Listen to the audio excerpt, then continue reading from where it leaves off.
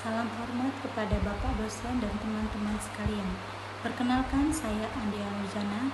Pada kesempatan kali ini saya akan mempresentasikan hasil analisis saya pada tugas 3 dengan tema yang sangat relevan di saat ini, yaitu pilar pendidikan di era digital, analisis filsafat ilmu dan isu kontemporer pendidikan nasional. Mari kita bedah satu persatu dari materinya.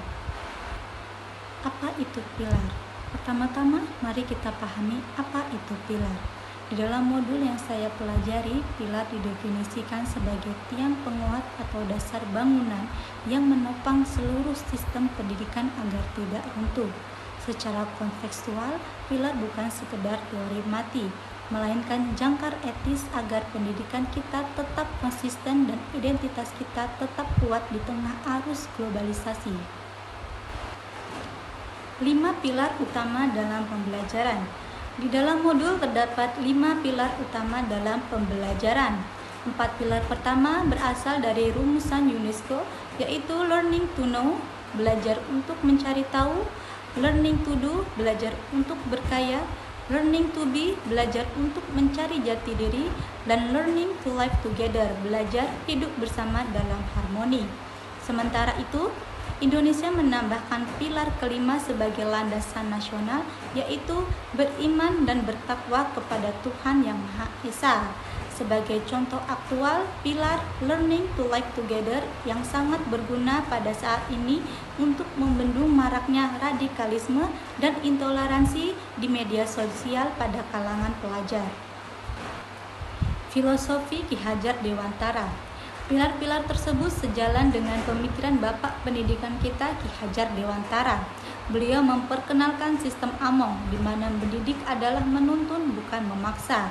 Guru diibaratkan sebagai petani yang merawat benih sesuai dengan kodratnya, baik kodrat alam maupun kodrat zaman, agar anak-anak bisa tumbuh dengan selamat dan bahagia. Trilogi Kepemimpinan KHD atau Bapak Pendidikan Ki Hajar Dewantara. Untuk menuntun kodrat tersebut, guru harus memegang teguh 3 semboyan legendaris. Ing Ngarso Sung Tuludo, di depan memberikan teladan nyata. Ing Madyo Mangun Karso, di tengah ikut membangun semangat dan prakarsa siswa. Tut Wuri Handayani, di belakang memberikan dorongan moral dan kepercayaan bagi kemandirian anak. Semboyan inilah yang menjadikan jiwa kemerdekaan belajar. Analisis kontekstual di era digital. Sekarang saya akan memaparkan analisis kontekstual di era digital. Saat ini kita sedang menghadapi fenomena information overload atau banjir informasi, yang mana informasi bukan lagi barang langka. Sebagai konsekuensinya, pilar learning to know bergeser fungsinya, yang mana dari dulunya sebagai menghafal materi, sekarang bertransformasi menjadi literasi informasi dan filter etika, di mana kita dituntut untuk memilah dan memilih informasi yang valid atau bukan. Contoh aktual di lapangan. Lalu apa saja contoh aktualnya di lapangan? Di sini saya akan memberikan 3 hal nyata yang terjadi pada saat ini. Yang pertama, penerapan generative AI. Siswa sekarang terbiasa menggunakan ChatGPT atau Gemini untuk mengumpulkan data. Di sini peran guru adalah menuntun agar penggunaan AI digunakan secara etis untuk memicu terjadinya diskusi kritis, bukan plagiarisme instan. Yang kedua, proyek P5 digital. Siswa diminta membuat video kampanye anti-bullying untuk mengasah pilar live together. Yang ketiga, penerapan LMS atau hybrid learning. Belajar materi dapat dilakukan pada platform digital atau mandiri, namun bimbingan adab harus dilakukan secara tatap muka bersama guru. Resposisi peran guru. Karena adanya pergeseran teknologi, otomatis peran guru ikut tergeser. Ketika mesin pencari bisa menjawab semua pertanyaan kognitif, maka guru bukan lagi satu-satunya sumber ilmu.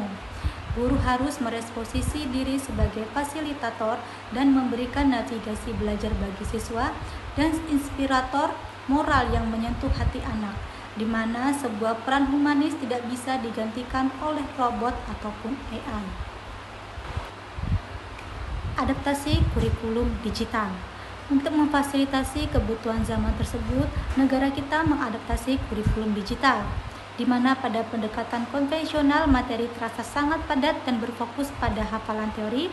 Pada kurikulum ini, materi terasa lebih ringan dan lebih esensial dan lebih fleksibel, seperti melalui project based learning. Contohnya adalah proyek P5, di mana siswa belajar memecahkan masalah nyata yang terjadi di lingkungan sekitar mereka. Sebagai kesimpulan pada tugas kali ini, pilar pendidikan dan filosofi Ki Hajar Dewantara merupakan kompas utama bagi kita. Teknologi boleh maju secepat apapun, namun adab dan nilai kemanusiaan tetap tujuan utamanya. Kita harus mendidik dengan hati yang menyongsong masa depan peradaban Indonesia yang cerdas dan juga berkarakter mulia. Demikian presentasi dari saya. Terima kasih atas perhatian Bapak dosen dan juga teman-teman sekalian. Apabila ada kesalahan kata dalam presentasi saya mohon maaf. Saya ucapkan terima kasih. Wassalamualaikum warahmatullahi wabarakatuh.